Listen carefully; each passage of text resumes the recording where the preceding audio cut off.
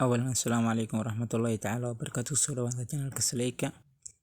Waxaan halkan ku sharaxayaa maadada English-ka fasalka 8aad 2020 ilaa 2021.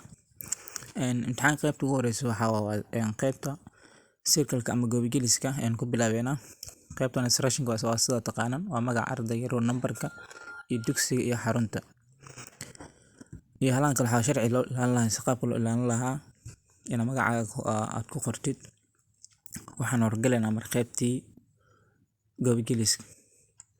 Sidaan ognahay cashirka waxaa lagu soo qaatay cashiran buugga English-ka ku jiran oo ka hadlaya Ramadaanka. Marka sidaas darteed cashirkan hadda aad akhrisid waxaad ka helaysaa marka jawaabta oo goobi-geliska ah. Goobi-gelisku wuxuu ka kooban yahay ilaa 20. Su'aasha hore xalankaas Qur'aan. Xalankaas Qur'aan was released in the month of macnaha Qur'aanka waxaa la soo saaray ama waxay soo degtaa la markaasi afarta mid ka dooranay jawaabta sax ah noqonay markaas waa Ramadaan. Goobi-gelina Ramadaan la goobi-gelina. Who must fast during Ramadan? Yey waajib ku tahay in qof uu soomo. Yey waajib ku tahay afarta mid ka dooranay jawaabta sax noqonay marka waa D. Every mature person with a healthy mind. Qof walba oo qaangaar ah caafimaadna qaba laga rabaa. Okay, su'aasha saddexaad xalankaas how long the fasting time and lasting during the day. Macnaha soonka inta lagu jiro maalintiiba imis saacadood ama imis waqti ayaa la soomayaa. Waxa ilaa waxa loo siiyay afar qaybood loo siiyay. Afartan qaybood A B C D waxa ka dooranay marka mid ka dooranay jawaabta waxay noqonay waa C from dawn to sunset. Waa subaxii ilaa iyo qorax dhaca ama maqribkii. Ramadan is the of the Islamic year. Waxa la markaas Ramadaanku waa sanadka Islaamka. Waxay noqonay markaas waa bishii sagaalaad oo ah ee galayso 9 months. Su'aashan waxa la markaa Ramadan is the fourth of the five of Islam. Ramadaanku wuxuu ka mid yahay shanta maxaa galay markaas waa B galayso ah pillars. Lambarka lixaad waxa la Muslims fast in Ramadan because it is jawaabta waxay noqonay markaas Allah command in the Quran. Ilaahay wuxuu ku sheegay Quraanka D galayso. Su'aasha toddobaad waxa la markaas which groups of Muslims are made exception of the fasting Ramadan. Intaan kooxahan socda marka laga reebo yaana soomin macnaha waa qofka safra iyo qofka jiran waxaan galay jawaabta waa D. Lambarka sideedaad waxa la markaas what is the Allah's reward for the Muslims who performed fasting. Ilaahay wuxuu ku abaalmariyaa waa jannada ay xinaqnay markaas waa paradise xinaqnay ee galayso. Waxaan soo sharaxay 1 ilaa 8 waxaan galaynaa hadana qeybaha kala sixi. Lambar sagaalaad oo nagu wuxuu noqon doonaa marka xalla markaasi what is the perform food for the iftar. Maxaa loo sameyn karaa anfurka kale ina maxaa ku bilaabay sambuus ma ku bilaabay doorsh ma ku bilaabay biyo hala soo dhaaf faanto waxayna kan jawaabta waxaan markaas waa date and water waxayna kan markaas waa biyo iyo timir. Su'aasha kale xalla markaas tobanaad at what time should Muslims break the fasting. Waqtiyada muslimiinta ee soonka iska jibiyaan waxay noqon markaas at night habeenkii ma kala gaar maqribkii oo kale iska jibinaan iska furan soonkii. According to the basic tarawih is marka loo fiiriyo tarawih ay waxay taala markaasi maqaaximiya jawaabta waxay noqon markaas waa biyo ah special prayer salaad qaas ah. Waxaan galaynaa su'aasha 12aad at the end of Ramadan Muslims give for cleansing.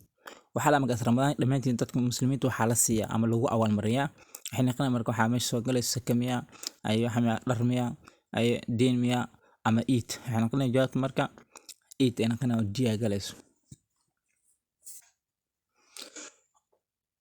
Okay, su'aasha 13aad waxay noqon markaas a person who deliberately breaks the fasting by sex must make up for 2. macnaha qofka si zina ah soonka iska jibiya la markaas waa inuu soo qaleeyaa labada waxay noqon markaas jawaabta A E B C E D jawaabta waxay noqon markaas waa D. waxay markaas continuous months inta socod bishaas inay socod waa inuu soo qaleeyaa. Okay, waxa la markaas isla sanadkii waa macnaha 2 sano waxa la markaas 2 bil isku xigta 6 maalmood soon. 14 xalamkaad in the last 10 days Ramadan some people seclude themselves in macna inta ugu dambaysa muslimiintu tobanka maalin ugu dambaysa waxay ku tugtaa marka waa masjidka waxay noqonaysaa markaas waa C. shan iyo toban markaas after Ramadan people celebrate for the festival. Ramadaanka markuu dhamaado kadib dadku waxay u dabaaldegaan Eid al-Fitr waxaa galaysa waa B marka. waxaa ku saaran markaas during fasting day Muslims should not inta lagu jira la markaas muslimiinta maysan noqon doonaan go to work in shaqada stay home go on holiday take food. jawaabta xina qanam kaas waa D and take food. muslimiinta ma qaadan karaan tii soonka u socdo maalintii oo dhan. waxaa la the iftar is followed by the macna afarku waxaa soo raacaya evening prayer noon prayer afternoon after prayer morning prayer. jawaabta xina qanam markaasi waa evening prayer waa maqribadii. waxaa la lambarka 18 the word aton means to macnaha ereyga la markaas aton loo magacaabo macnihiisu wuxuu noqonaa do good deed inaad samayso camal wanaagsan ay waxaa la markaas b do bad deed camal xun inaad samayso repent from sins inaad ka tooba keento dambiyada. waxaa la markaas d perform prayer inaad qaabayso ama inaad samayso salaadaha. jawaabtu saxan waxay noqonaysaa markaas waa C inaad ka tooba keento dambiyada.